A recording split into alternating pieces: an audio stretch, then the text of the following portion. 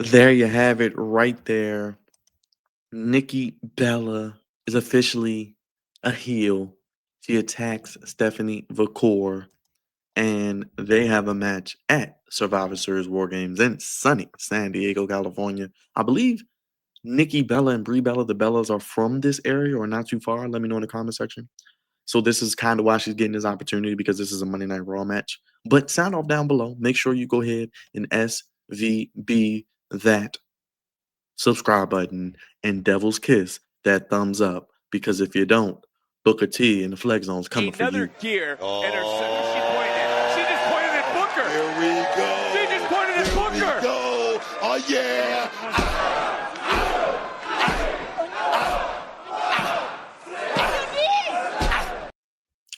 Yes. So we got the Women's World Championship on the red brand as Stephanie Vaquer takes on Nikki Bella. Like I said, Nikki Bella, Brie Bella are from this area, so that's why she's on this card. I get it. Now, do we see some twin magic? I keep hearing theories and people floating the idea of Brie Bella coming out to maybe help her sister maybe win the title and have Stephanie maybe win it back, be in chase mode. Now, the question is also, which I had, are we giving Stephanie too much too soon? Is she ready to have the rocket strapped to her back like we haven't seen from a woman in a long time, maybe ever? You know, she comes into NXT, wins the North American Championship, wins the NXT Women's Championship, is the first ever dual double title with the NXT Championship and North American Championship. Then she comes up to the main roster. She's immediately thrust into Money in the Bank. She is feuding with Io Sky. She wins the Battle Royal at Evolution, and then she goes on to beat Io Sky for the title, which I didn't see happening. And it looks like, unless something unforeseen happens where they want to do a shock title change in her second defense, she will walk into WrestleMania, in my opinion, as the women's champion. Now, who do you put her against? You could put her against Rhea Ripley, which I think is going to be the case. Liv Morgan doesn't really have much of a story there, but if they want the most star power on the red brand, could be a situation where we get Stephanie and Rhea. But that's down the line. We'll see how the chips fall, because I think Stephanie is going to keep that title. Now, her English has improved very well. She doesn't really get much in-ring promo time. Obviously, they do a lot of backstage segments to mask her English skills that may lack to some, but I think she's good enough. You know, she speaks Spanish and she does it better than anybody. I mean, if you've seen it. So you got Stephanie, you got Nikki.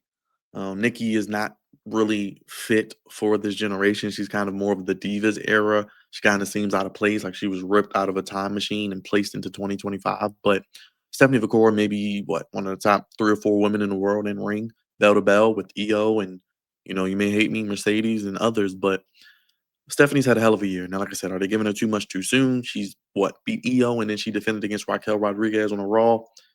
I guess maybe she'll defend it against Roxanne at some point. But she doesn't really have a lot of credible challengers. And like I said, they're not going to go to Rhea Ripley right now. They're not going to go back to Io Sky.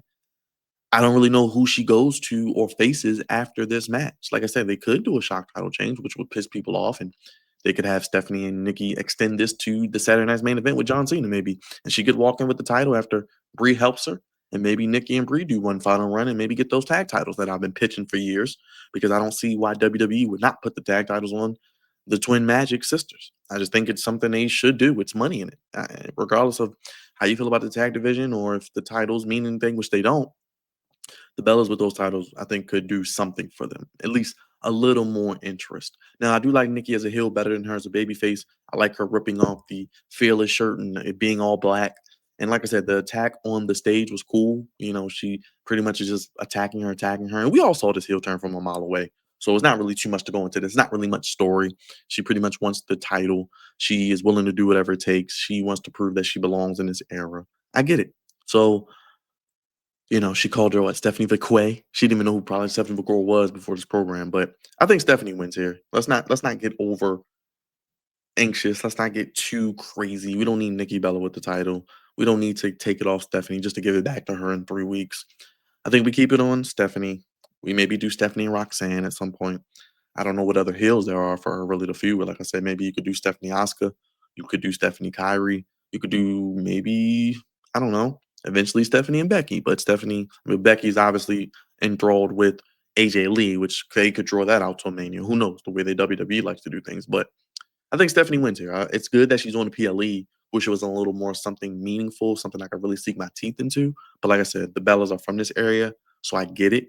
But this is a Monday Night Raw match. I'm not really going to be interested in this too much. It's going to be a bathroom break. It's probably not going to go more than 10, 11 minutes. And honestly, I like the stuff Nikki did with Becky a little bit better. That was probably her best work of the year. That was good. I mean, Becky did great with that IC title, but I think Stephanie wins here. You know, let's not let's it's academic. Stephanie's going to win here. We'll see the Devil's Kiss. We'll see the SVP. We'll probably see Nikki try to do some heel tactics, and it'll backfire. And I think maybe I could see them, even if Stephanie wins, I could see them doing this match again just because they have nothing else for Stephanie. But I think we have to get to a point where we get Stephanie some credible challengers. Like I said, you could do Stephanie Asuka, Stephanie Roxanne still. You have some people she could still feud with, but I want to see how they get her. Even when she won at WrestlePalooza, that was September. I wanted to see how they were going to get her from September through October, through November, through December, through January, through February, and through March. So 6 months, 7 months nearly. How are they going to get her through that? And so far, you know, sometimes she's on the show, sometimes she's not. Sometimes she talks backstage, sometimes we don't even know she's there, or she talks during the commercials. If you don't have a VPN, you don't see it. So it's kind of wondering, like I said, is it too much too soon? She's a great in-ring wrestler, but with the connection to the fans, you know, what are they giving her to help her out with the live audience? That is going to be the key for her title run because, like I said, I don't really know who else they really have, but they're going to have to do something creative. They're going to have to give her something interesting to get her from now through Rumble into Mania. But I think Nikki Bella wins here. Nikki, no, Freudian slip. Sorry. Still half sleep, long day. But I think Stephanie wins here. I don't think we see Brie. I think Stephanie wins here. Maybe they run it back again just to give Stephanie something else to do. But if they wanted to go with the Nikki Bella, Brie Bella assisting, and then Nikki and Stephanie again, maybe at Saturday Night's Main Event or at a Royal Rumble, then Nikki drops it back to Stephanie, and then they do Nikki and Brie going at the tag titles. That could happen, but I don't see them giving up on Stephanie. She's their golden goose. She's their next big star. She's going to be the next woman as part of a women's main event at WrestleMania. And I think she could have that opportunity this year against potentially Rhea Ripley, which will be a money match. But I think Stephanie Vaquer wins here. Nikki Bella loses. Maybe they run it back again. But they got to find some credible challenges. They got to find some credible opponents. And they got to find some credible, interesting, captivating story of Stephanie Vaquer, of maybe more about who she is. You know, maybe go back to Chile. You know, maybe where she grew up, kind of where she came from, how she got her start. You know, maybe her family. I know her dad is big in her life. He saw her wrestle for the first time at WrestlePalooza when she won the title. So maybe incorporating him, how important she is to him and their relationship. So that could be something. And maybe even have a situation where she feuds with somebody and they go after her dad and they attack her dad.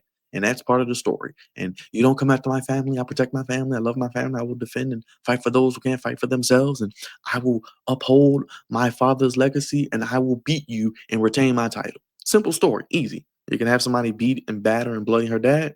She can go after him. There's a story that could be a little more entertaining than what she's getting now. But I think she wins, and we'll see what we do with her next. Like I said, maybe get the dad involved. You know, show more of her going back home. Maybe how she got her start.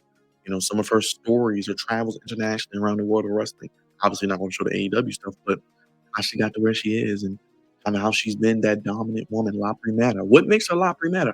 More about that. Let's find out about La Primera. Number one, the ace. Why is she the number one? Show who she is. Show where she came from. Build that connection. Make her relatable. And I think that will help go a long way with the audience. She's beautiful and she can wrestle. So all they need to do now is develop the character and give her something interesting that we want to see. Like I said, finding about who she is, finding about her maybe taking classes to better her English and how she's improving that area and incorporate maybe her dad and the family aspect into a match. But Survivor Series this Saturday. We'll be live 7 p.m. 6 p.m. Central, 4 p.m. Pacific. Yours truly, God's favorite host, rocking out with you. We'll be live. I'm going with 7 good quarter retain, and thank you for watching. Happy Thanksgiving. Can't wait to rock out with you guys on Saturday. Have a good day, everybody. We'll see what happens.